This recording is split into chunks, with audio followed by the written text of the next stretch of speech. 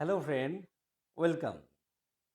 आज हम लोग इजीएस्ट वे में रेसिप्रोकेटिंग कंप्रेसर का वर्किंग प्रिंसिपल के बारे में सीखने वाले हैं। आज थोड़ा सा इनोवेटिव वे में रेसिप्रोकेटिंग कंप्रेसर का बेसिक आप लोगों को मैं बताने वाला हूँ। और इनोवेटिव वे में बताने के लिए मैं एक रेसिप्रोकेटिंग कंप्रेसर का वर्किंग मॉडल, काट सेक्शनल मॉडल फैब्रिकेट किया। इस प्रोटोटाइप मॉडल के थ्रू आज आपको मैं कंप्रेसर का वर्किंग प्रिंसिपल के बारे में, कंप्रेसर का बेसिक के बारे में बताने वाला हूँ। तो before going to the main topic, कुछ क्वेश्चन आप लोग से मैं डिस्कस करना चाहूँगा। What is stage? स्टेज सुनने से आपको क्या समझ में आता है कोई एक रेसिप्रोकेटिंग कंप्रेसर का? What is acting? Reciprocating compressor में हम लोग single acting machine, double acting machine बोलते हैं। सपोज आपको कोई पूछे ये जो मॉडल आपके सामने रखा हुआ है, ये डबल एक्टिंग है क्या सिंगल एक्टिंग है? कैसे आप बताएँगे? मतलब कोई एक मशीन देखने के बाद आपको कैसे समझ में आएगा? उसका कॉन्फ़िगरेशन देख के, ये डबल एक्टिंग मशीन है क्या double stage single acting machine है क्या single acting double stage machine? उसके बारे में आज हम लोगों को जानकारी लेंगे। Why unloader valve is used in reciprocating compressor suction? Suction में हम लोग अनलोडर वाल्व का यूज़ क्यों करते हैं? इस मॉडल में जो ग्रीन कलर का 2 डिवाइस दिख रहा है, इसको हम लोग अनलोडर बोलते हैं। इसको क्यों इंस्टॉल किया जाता है रेसिप्रोकेटिंग कंप्रेसर में? Why fly wheel is used? ये जो येलो कलर का व्हील आपको दिख रहा है कि हेवी मास क्रैंकशाफ्ट में हम लोग इंस्टॉल करते हैं, इसको हम लोग फ्लाई व्हील बोलते हैं। इसका इंस्टॉलेशन क्यों किया जाता है रेसिप्रोकेटिंग कंप्रेसर में? इस सारा क्वेश्चन का आंसर, सारा क्वेश्चन का डाउट आपको एकदम क्रिस्टल क्लियर होने वाला है। तो लास्ट तक आप वीडियो को देखिएगा। इस वीडियो को आप रियली एंजॉय करेंगे। अभी हम लोग देखेंगे कैसे rotary motion of the crankshaft reciprocating motion में कन्वर्ट हो रहा है क्रॉसहेड में, और क्रॉसहेड से कैसे पिस्टन में पावर जा रहा है। तो कोई भी रेसिप्रोकेटिंग कंप्रेसर को चलाने के लिए हमको एक ड्राइवर का दरकार है, और ड्राइवर में भी आपका मोटर, में भी टरबाइन, में भी इंजन। तो इधर मॉडल में हम लोग जो यूज़ किया है वो है एक मोटर के थ्रू हम लोग पावर ले रहे हैं। ये आपका इलेक्ट्रिकल मोटर है, इस इलेक्ट्रिक मोटर से हमारा पावर आ रहा है। तो in between electric motor and reciprocating compressor हमको एक गियर बॉक्स इधर देखने के लिए मिल रहा है। गियर बॉक्स को क्यों इंस्टॉल करना पड़ा इधर? क्योंकि मेरा जो डिज़ायर्ड आरपीएम, जो रिक्वायर्ड आरपीएम कंप्रेसर का है, वो लो आरपीएम है। तो उसी पर्टिकुलर आरपीएम का मोटर हमको मार्केट में ईज़िली अवेलेबल नहीं रहता है। इसीलिए एक speed reduction gear box in between motor and compressor के बीच में इंस्टॉल किया गया। तो मोटर अगर पावर दे रहा है तो गियर बॉक्स को दे रहा है, गियर बॉक्स का आउटपुट शाफ्ट क्रैंकशाफ्ट के साथ कनेक्टेड है। उसके बीच में हमको फ्लाई व्हील देखने के लिए मिल रहा है। तो गियर बॉक्स अगर रोटरी मोशन दे रहा है तो मेरा क्रैंकशाफ्ट भी रोटरी मोशन में घूम रहा है। तो अभी इधर देख रहे हैं क्रैंकशाफ्ट इस दोनों बियरिंग के सहारे पे घूम रहे हैं। तो ये दोनों बियरिंग को हम लोग मेन बियरिंग बोलते हैं। तो क्रैंकशाफ्ट का जो क्रैंक वेव है, इस वेव में मेरा बिग एंड बियरिंग कनेक्टेड है। बिग एंड बियरिंग हम लोग किसको बोलते हैं? ये जो कनेक्टिंग रॉड है, कनेक्टिंग रॉड क्रैंकशाफ्ट के साथ कनेक्ट रहता है। कनेक्टिंग रॉड का जो एंड क्रैंकशाफ्ट में कनेक्ट होता है, वो साइज में थोड़ा-सा बड़ा भी होता है, इसीलिए इसको बिग एंड बोलते हैं। स्मॉल एंड हम लोग जो क्रॉस हेड में गाजन पिन के साथ कनेक्टिंग रॉड कनेक्ट होता है, उसको हम लोग स्मॉल एंड बियरिंग बोलते हैं। तो पावर अभी क्रैंकशाफ्ट में आया, क्रैंकशाफ्ट रोटरी मोशन में घूम रहे हैं। क्रैंकशाफ्ट पावर कनेक्टिंग रॉड को दे रहे हैं, connecting rod power Gazan pin को दे रहे हैं, और गाजन पिन क्रॉस हेड को दे रहे हैं। लेकिन क्रॉस हेड का एक खासियत क्या है, एक स्पेशलिटी क्या है? क्रॉस हेड इधर ओनली रेसिप्रोकेट कर सकता है। क्रॉस हेड ओनली रेसिप्रोकेट करेगा।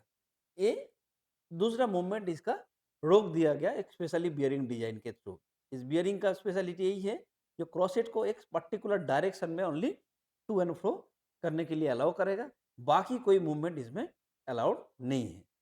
तो जैसे ही मेरा क्रैंकशाफ्ट 360 डिग्री घूमता है, उसमें क्रॉसेट एक बार टू एंड फ्रो कर जाता है। वही अभी हम लोग देखेंगे। देखिए इधर अभी जो मेरा क्रैंकशाफ्ट है, इसको अगर घड़ी का पोजीशन इधर से हम लोग देखें, तो ये 9 ओ क्लॉक पोजीशन में मेरा क्रैंकशाफ्ट है और देखिए पिस्टन क्रॉसहेड के साथ कनेक्टेड है, पिस्टन रॉड में पिस्टन कनेक्टेड है। पिस्टन अभी एकदम एक्सट्रीम हेड एंड की तरफ है और मेरा क्रैंकशाफ्ट का पोजीशन 9 ओ क्लॉक में है। तो अभी इसको हम लोग अगर क्लॉकवाइज घुमाएंगे मीन्स क्रैंकशाफ्ट 9 ओ क्लॉक से 10 ओ क्लॉक की तरफ अगर आएगा तो मेरा क्रैंकशाफ्ट कनेक्टिंग रॉड को पुल करेगा, लेकिन वो स्ट्रेट पुल नहीं करता, एक एंगल में पुलिंग फोर्स आता है, लेकिन उस एंगल में पुलिंग फोर्स आने से मेरा कनेक्टिंग रॉड में पुलिंग फोर्स आ रहा है और उसी फोर्स का दो कंपोनेंट, एक कंपोनेंट वर्टिकल हो जाएंगे, जो वर्टिकल कंपोनेंट बियरिंग के थ्रू क्रॉसेट बॉडी में आ जाएगा और क्रॉसेट बॉडी से मेरा कंप्रेसर बॉडी में चला जाएगा और दूसरा जो हॉरिजॉन्टल कंपोनेंट है वो क्रॉसेट को खींच के पीछे की तरफ लेके आएगा। तो देखिए अभी जैसे 11 ओ क्लॉक पोजिशन में गया, पिस्टन और थोड़ा सा पीछे आया, 12 ओ क्लॉक पोजीशन में गया, पिस्टन एकदम मीट बराबर पहुंच गया, ना हेड एंड में है ना क्रैंक एंड में है। तो क्रैंकशाफ्ट का पोजीशन 12 ओ क्लॉक। तो 12 ओ क्लॉक से जैसे ही 1 ओ क्लॉक पोजीशन में जाएगा, पिस्टन और थोड़ा सा क्रैंक एंड की तरफ आएगा। तो ऐसे घूमते घूमते जब मेरा क्रैंकशाफ्ट पूरा 3 ओ क्लॉक पोजीशन में आ जाएगा, तब पिस्टन का एकदम एक्सट्रीम एंड में पहुंच जाएगा क्रैंक एंड की तरफ।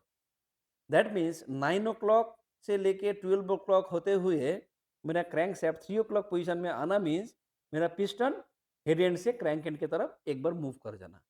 अभी 3 ओ क्लॉक पोजीशन से जैसे ही मेरा क्रैंक शैफ्ट धीरे धीरे 4 ओ क्लॉक पोजीशन में जाएगा, देखिए पिस्टन थोड़ा सा आगे मूव कर गया, 5 ओ क्लॉक में जाएगा और थोड़ा सा आगे मूव करेगा, 6 ओ क्लॉक में एकदम मिडिल में पहुंच गया, जैसे ही फिर 9 ओ क्लॉक में पहुंचेगा फिर पिस्टन हेड एंड की तरफ आ जाएगा। इससे हम लोग को ये समझ में आ रहा है जो 360 डिग्री रोटेशन क्रैंकशाफ्ट का होने से क्रैंकशाफ्ट के साथ कनेक्टिंग रॉड कनेक्टेड है और कनेक्टिंग रॉड क्रॉसेट को फोर्स दे रहा है तो क्रॉसेट रेसिप्रोकेट कर रहा है। तो यही मैकेनिज्म से मेरा जो rotary motion of the crankshaft reciprocating of the crosshead में ट्रांसफर हो रहा है। क्रॉसेट में पिस्टन फिक्सली माउंटेड है, वो माउंट करने का procedure different manufacturer different way में उसको माउंट करता है, उसके बारे में हम लोग बाद में डिस्कस करेंगे। तो अभी ये मान लेते हैं क्रॉसेट के साथ मेरा पिस्टन रॉड माउंटेड है, तो क्रॉसेट अगर टू एंड फ्रो करेगा तो पिस्टन भी मेरा टू एंड फ्रो करेगा क्योंकि पिस्टन पिस्टन रॉड में कनेक्टेड है। तो देखिए अभी रोटरी मोशन क्रैंकशाफ्ट में मिल रहा है और वो रोटरी मोशन क्रॉसेट के कनेक्टिंग रॉड से क्रॉसेट के थ्रू रेसिप्रोकेटिंग मोशन में ट्रांसफर हो गया। दैट मीन्स अभी मेरा पिस्टन टू एंड फ्रो करने लगा। मॉडल के थ्रू देखे थे कैसे रोटरी मोशन रेसिप्रोकेटिंग में कन्वर्ट हो रहा है, वही डायग्राम के थ्रू अभी हम लोग थोड़ा समझने का कोशिश करेंगे। तो ये मेरा क्रॉसहेड है, तो क्रॉसहेड कैसे टू एंड फ्रो कर रहे हो ये भी हम लोग देखेंगे। तो इसको अगर हम लोग घड़ी मान लेंगे, ये 12 ओ क्लॉक पोजीशन, ये 3 ओ क्लॉक पोजीशन, ये 6 ओ क्लॉक पोजीशन, ये 9 ओ क्लॉक पोजीशन। तो 9 टू 12 में जब मेरा ये इसका सेंटर है, 9 टू 12 में जब मेरा क्रैंकशाफ्ट मूव कर रहा है, तो कनेक्टिंग रॉड में किस टाइप का फोर्स आ रहा है? देखिए कनेक्टिंग रॉड में इस डायरेक्शन में फोर्स आ रहा है। तो कनेक्टिंग रॉड में इस डायरेक्शन में फोर्स आ रहा है मीन्स बॉल एंड बेयरिंग में भी इसी डायरेक्शन में फोर्स आएगा। तो इसको अगर हम लोग दोनों कंपोनेंट में डिस्ट्रीब्यूट करेंगे, एक हो जाएगा वर्टिकल कंपोनेंट, एक हो जाएगा horizontal component. Vertical component bearing के थ्रू मेरा क्रॉसेट बॉडी में चला जाएगा, हॉरिजॉन्टल कंपोनेंट एक्चुअली मेरा क्रॉसेट को हेड एंड से क्रैंकेट की तरफ लेके आएगा, हेड एंड से क्रैंकेट की तरफ लेके आएगा। तो अभी कब तक एक क्रॉसेट मेरा हेड एंड से क्रैंक एंड की तरफ आएगा? जब तक ना मेरा क्रैंकशाफ्ट का पोजीशन 9 से 3 ओ क्लॉक पोजीशन में आ जाए। फिर जब 3 ओ क्लॉक से 9 ओ क्लॉक की तरफ जाएगा, तब क्या होगा? देखिए अभी 3 ओ क्लॉक, ये 12 ओ क्लॉक, ये 9 ओ क्लॉक, तो अभी इस डायरेक्शन में मेरा क्रैंकशाफ्ट घूम रहा है। तो देखिए 6 ओ क्लॉक से जैसे ही इधर जा रहा है, 3 ओ क्लॉक से जैसे ही इधर जा रहा है, तो मेरा कनेक्टिंग रॉड में इस डायरेक्शन में फोर्स आएगा। इसी फोर्स मेरा बॉल एंड बेयरिंग में आएगा, इस डायरेक्शन में फोर्स आ रहा है। इसको अगर दो कंपोनेंट में हम लोग डिस्ट्रीब्यूट करेंगे, एक हो जाएगा हॉरिजॉन्टल कंपोनेंट, एक हो जाएगा वर्टिकल कंपोनेंट। तो हॉरिजॉन्टल कंपोनेंट मेरा क्रॉस हेड को क्रैंक एंड से हेड एंड की तरफ लेके जाएगा, क्रैंक एंड को हेड एंड की तरफ लेके जाएगा, डायरेक्शन में जाएगा। तो टोटल 360 डिग्री रोटेशन में फिर क्या हो रहा है, एक बार head end to crank end आ रहा है 9 o'clock to 3 o'clock position, फिर 3 ओ क्लॉक से 9 ओ क्लॉक में crank end to head end की तरफ जा रहा है। अगर आपका क्रैंकशैफ्ट क्लॉकवाइज घूम रहा है तो, अगर ये एंटी क्लॉकवाइज घूमेगा तो क्या होगा, एंटी क्लॉकवाइज घूमने से जो अभी इस डायरेक्शन में फोर्स दे रहा था, एंटी क्लॉकवाइज घूमने से क्या होगा, ये नीचे की तरफ मतलब इस डायरेक्शन में अभी पुश करने के बजाय पुल करेगा, तो इसका भी दोनों कंपोनेंट होगा।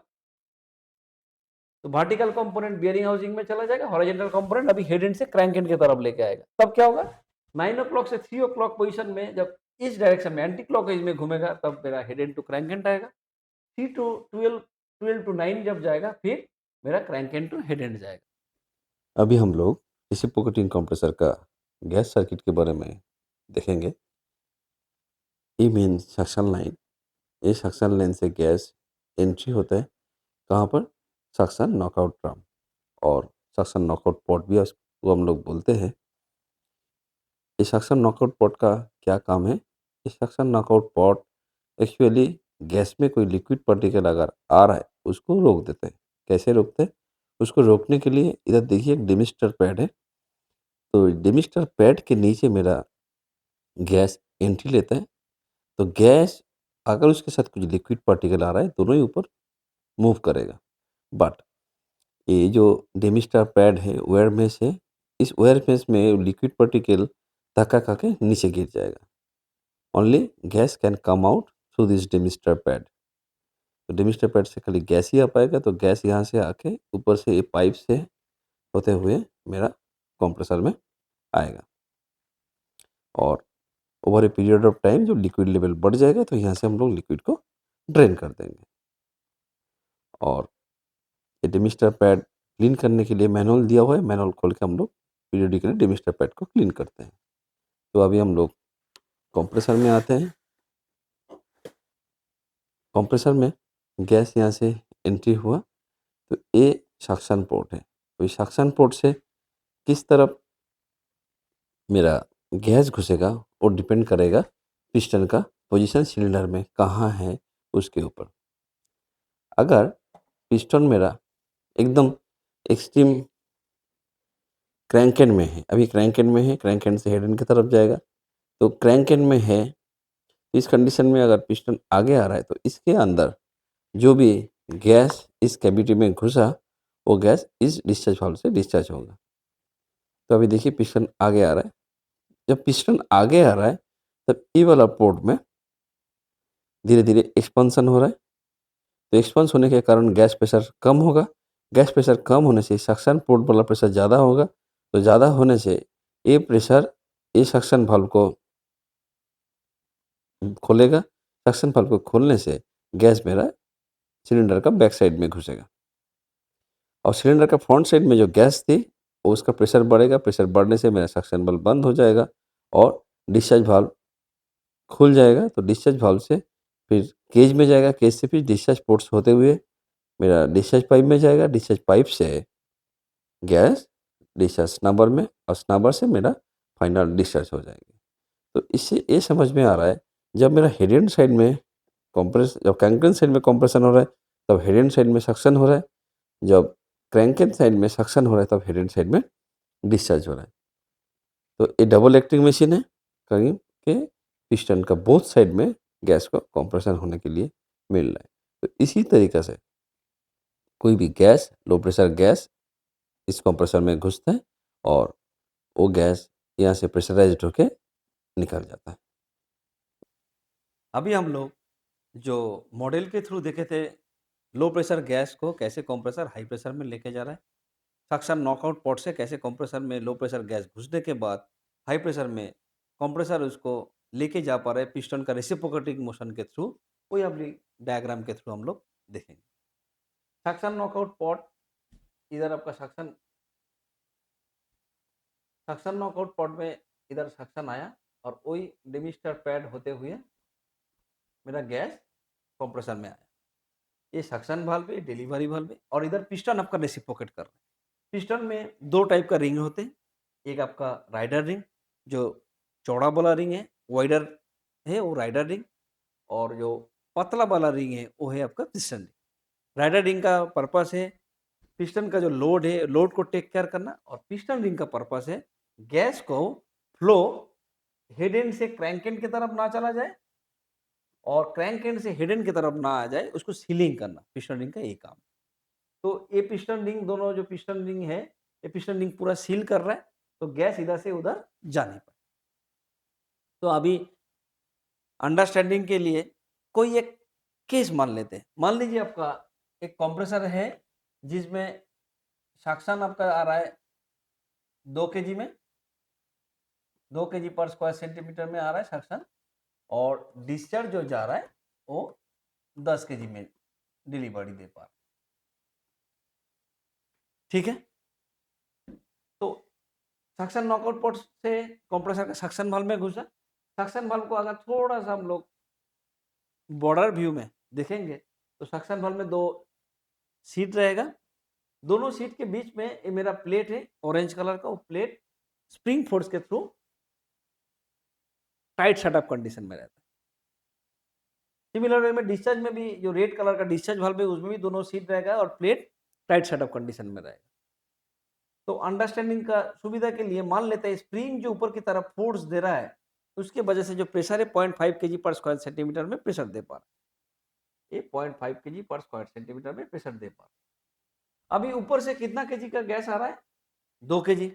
तो 2 केजी जैसे ही हम लोग सक्शन लाइन अप करेंगे 2 केजी मेरा सिलेंडर में भर जाएगा। क्यों? 2 केजी गैस आके सक्शन वाल्व का जो प्लेट है वाल्व प्लेट को दबाएगा क्योंकि 0.5 में ऊपर में स्प्रिंग फोर्स दे रहा था। 0.5 को ओवरकम करके 2 केजी गैस मेरा सिलेंडर में भर जाएगा। वही गैस आके डिस्चार्ज में पड़ेगा। डिस्चार्ज का वाल्व भी खोल के क्योंकि इधर भी 0.5 केजी का स्प्रिंग फोर्स में valve plate tight tight shut up condition में था। डिस्चार्ज वाल्व खुलने से मेरा डिस्चार्ज लाइन पड़ा 2 केजी में गैस भर गया।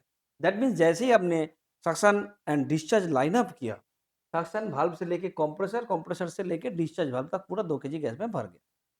अभी क्या होगा?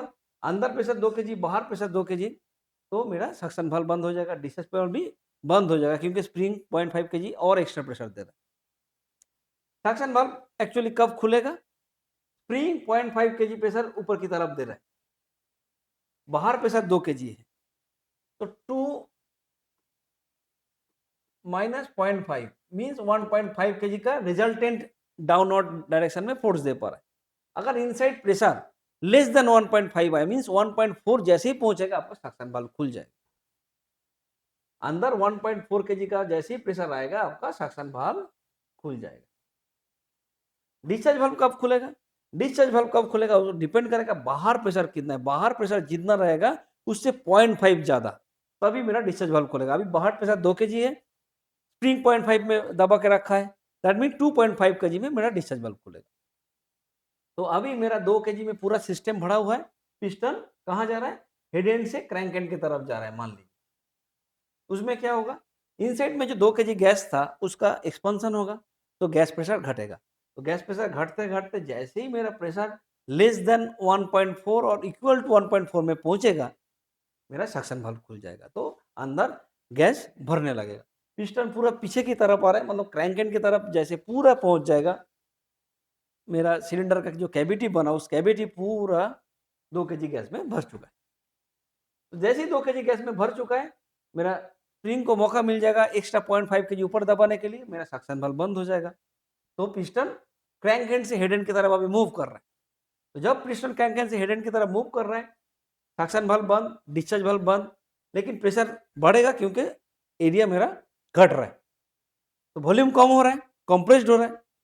तो यहाँ जो गैस था प्रेशर बढ़ता चला जाएगा। 2 केजी गैस 2.1 होगा, 2.2, 2.3 ऐसे बढ़ते बढ़ते जब प्रेशर कब 2.5 से ऊपर पहुंचेगा, क्योंकि 2 केजी मेरा गैस प्रेशर था, गैस प्रेशर 2 केजी और स्प्रिंग प्रेशर 0.5 मीन्स 2.5 में जाने से मेरा डिस्चार्ज वाल्व खुल जाएगा। तो डिस्चार्ज वाल्व खुल गया, पूरा गैस 2.5 केजी में डिलीवर होगा। तो बाहर अंदर जब प्रेशर इक्वल हो जाएगा तब फिर डिस्चार्ज वाल्व बंद हो जाएंगे। पिस्टन पूरा हेड एंड में पहुंचा, फिर पिस्टन पीछे जाने लगेगा। फिर 2.5 केजी का जो गैस था, डिस्चार्ज वाल्व बंद, सक्शन वाल्व तो ऑलरेडी बंद ही था। 2.5 केजी का गैस का हाल क्या होगा? पिस्टन पीछे जा रहा है, कैविटी जो था उसका एनलार्ज हो रहा है, एक्सपांड हो रहा है। एक्सपांड होने से मेरा गैस प्रेशर घटेगा। तो गैस प्रेशर 2.5 से घटते-घटते जब 1.4 में पहुंचेगा, फिर सक्शन वाल्व खुलेगा। साइकिल रिपीट होगा, गैस सिलेंडर मेरा पूरा सिलेंडर 1.4 से लेके 2 केजी तक प्रेशर में भर जाएगा। फिर पिस्टन आने लगेगा। पिस्टन जब आगे आने लगेगा, अभी क्या 2.5 केजी में मेरा डिस्चार्ज वाल्व खुल जाएंगे? नहीं। क्यों? गैस प्रेशर 2.5 केजी है, स्प्रिंग 0.5 में दबा रहा है, मीन्स 2.5 गैस प्रेशर और spring pressure 0.5, that means 3 KG में मेरा अभी गैस डिलीवरी होगा। फिर साइकिल रिपीट होगा, 3 केजी गैस, पिस्टन पीछे की तरफ मूव होगा, 3 केजी गैस घटते घटते जब 1.4 में पहुंचेगा, फिर सक्शन वाल्व खुलेगा। फिर पिस्टन आगे आएगा, अभी 3 केजी में डिस्चार्ज वाल्व खुलेगा? नहीं, 3 केजी प्लस 0.5 केजी। तो ईच एंड एवरी साइकिल में जब स्ट्रोक देगा 0.5 करते बढ़ता चला जाएगा। तो ऐसे बढ़ते बढ़ते जब मेरा गैस 10 केजी में पहुंचेगा, piston compressor ultimately 10 KG gas develop कर सकेगा। बट ये इनफाइनाइट वे में कंप्रेसर का गैस प्रेशर बढ़ता चला जाएगा? नहीं, क्योंकि जो प्रेशर के लिए मेरा कंप्रेसर डिजाइन है, उससे थोड़ा कुछ मार्जिन लेके हम लोग पीएसबी इंस्टॉल करते हैं। उससे पहले जो मेरा पीएसबी पॉप करके 10 केजी के बाद मान लीजिए 11 केजी में पीएसबी को सेट करेंगे, तो 11 केजी में डिस्चार्ज पीएसबी खुल जाएंगे, पॉप करके 11 केजी गैस फिर मेरा सक्शन में चला जाएगा। तो 11 के बाद और प्रेशर बढ़ेगा नहीं। तो इसी मैकेनिज्म में मेरा reciprocating compressor low pressure gas को हाई प्रेशर में लेके जा रहा है। तो अभी हम लोगों को समझ में आया कैसे कंप्रेसर में लो प्रेशर गैस घुसता है। जैसे हम लोग अभी एक केस लिए थे जहाँ 2 केजी में गैस घुस रहा था, 10 केजी में मेरा डिलीवरी हो।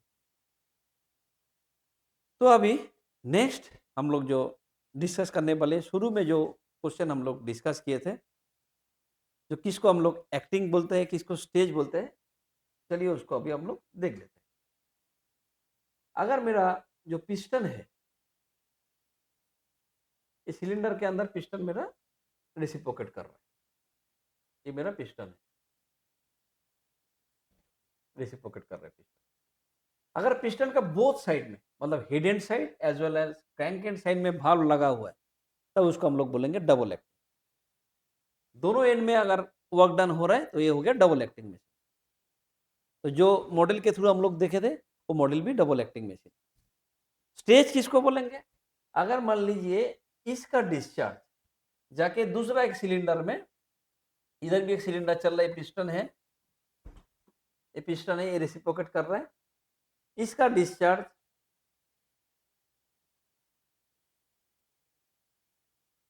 कूलर के थ्रू फिर इसका सक्शन में पहुंच रहा है और इसका डिस्चार्ज हो रहा है, तो ये हो जाएंगे फर्स्ट स्टेज, ये हो जाएगा सेकेंड स्टेज। तो डबल स्टेज मशीन देखने से कैसे पता लगेगा? अगर 2 सिलेंडर है, फर्स्ट सिलेंडर का डिस्चार्ज कूलर होते हुए, नॉकआउट पोर्ट होते हुए सेकेंड स्टेज का सक्शन में घुस रहा है, that mean it is a double stage machine. Double second stage का डिस्चार्ज फिर कूलर से फिर थर्ड सिलेंडर में घुस रहा है, तो वो हो जाएगा triple stage machine, third stage machine. तो इसीलिए स्टेजिंग कैसे हमको समझ में आएगा? एक सिलेंडर का डिस्चार्ज, डिस्चार्ज स्नाबर होते हुए कूलर में जाएगा, कूलर से फिर नॉकआउट पॉट, फिर दूसरा अगर सिलेंडर का सक्शन में घुसा, हम लोग उसको स्टेजिंग बोलेंगे। फ्लाई व्हील देने का क्यों दरकार पड़ा, वो भी एक क्वेश्चन हम लोग देखे थे। अभी अगर हम लोग टाइम के साथ फ्लो का एक कर्व ड्रॉ करेंगे, टाइम के साथ फ्लो,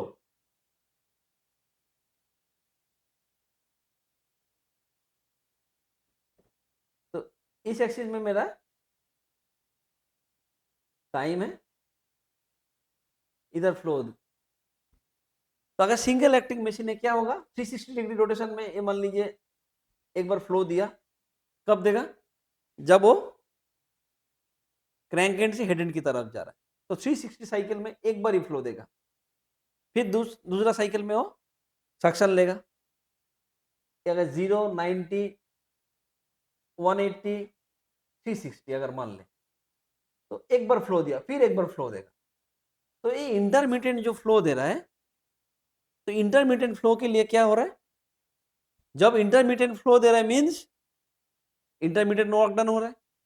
इंटरमीडिएट वर्क डन हो रहा है मीन्स जो मेरा पावर डिमांड है, जो मोटर से पावर कंज्यूम कर रहा है कंप्रेसर, उसका डिमांड भी फ्लक्चुएटिंग मोड में है।